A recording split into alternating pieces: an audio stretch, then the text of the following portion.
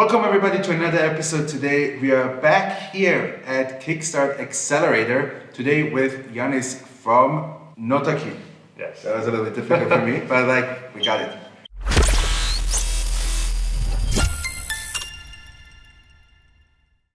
So welcome everybody to another episode. Today I have the big honor to meet with Janiss. So, as usual on my episodes, please just take it away and give us a little bit of background about yourself.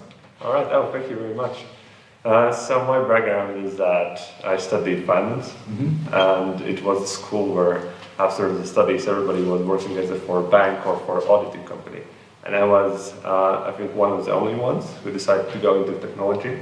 So I moved from Latvia to London and I started work for an innovation studio. We worked like big companies to make for them innovations. After working there several years, I understood that I want to build something on my own. And then I met my co-founders who had experience in developing the electronic ID card for Latvian citizens. And they found ways that it could be very useful for the banking. And so we matched up and we saw that we can solve there in the bank field a very big problem, which is in regards of strong and scalable authentication. And it's very interesting that I started kind of with finance, then I went into technology, but now I'm again in finance, but from the other side, that now I'm selling to the banks instead of working for them. Right. Yeah. Tell me, what about technology? Are you actually programming? Did you learn how to program? I know a little bit of programming, but my role in the company is that I'm doing more of the business development and marketing side. My other two co-founders, they are very technical, so they develop the whole architecture for the citizen digital identity. So they are the best ones at that, and I leave them there, but I do with them the best. So you briefly already mentioned what you guys do at your startup, but maybe give a little bit of another short pitch. Basically, what we do is that in Europe there are a lot of regulations which pushes banks to become more safer in regards with like two-factor authentication. And always the problem has been that all the solutions, they are very expensive. So banks are actually losing millions while they want to provide this strong authentication.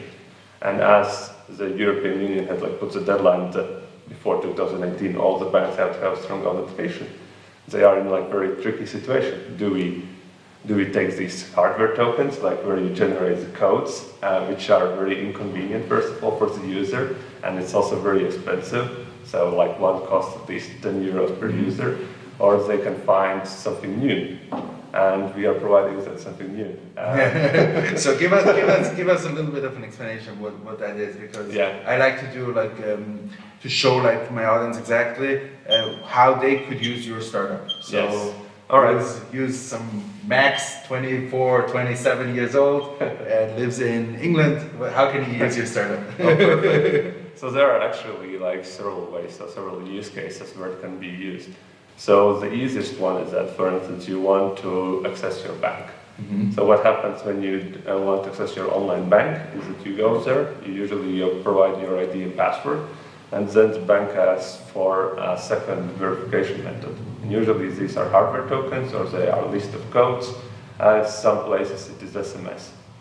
Because of this regulation, these stem lists, this list of codes and SMS, they will not work anymore. So the hardware token is all right, but it's very inconvenient. It's our solution. What happens when you provide ID and password, you receive push notification. You just have two buttons, approve or deny.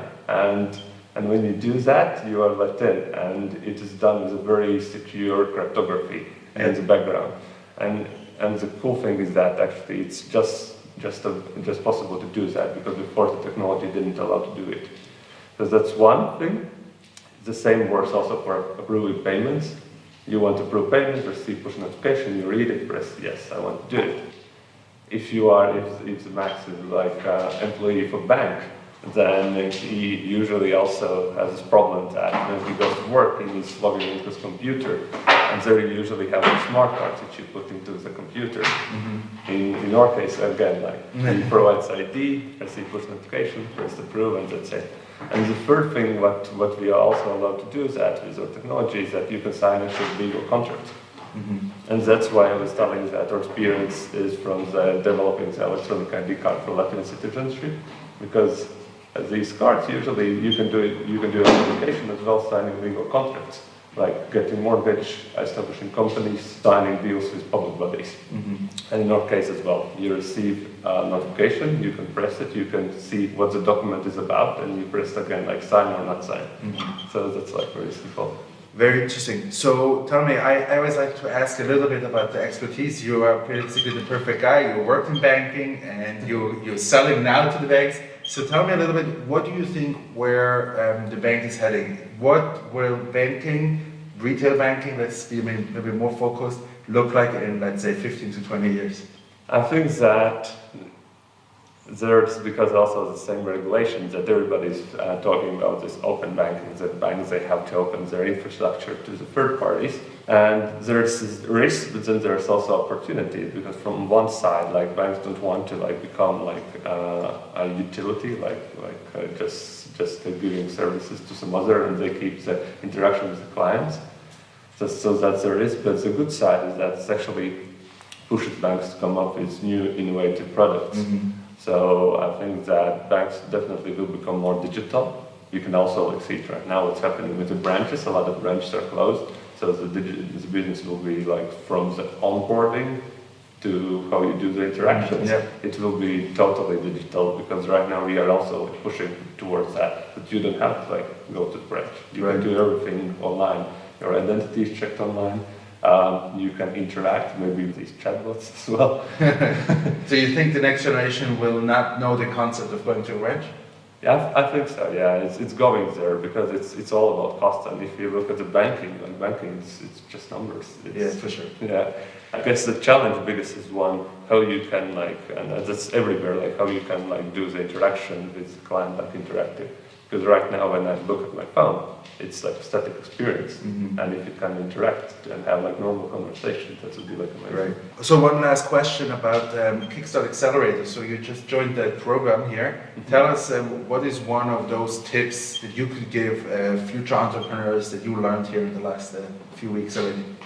The biggest tip what I can give is that you have to listen like to the advice that everybody's telling, but then in the end you have to make a decision on your own, because there will be so many opinions, like everybody has opinion, and if you just like listen like doing this and that, then you will see that at one moment you don't understand where to go.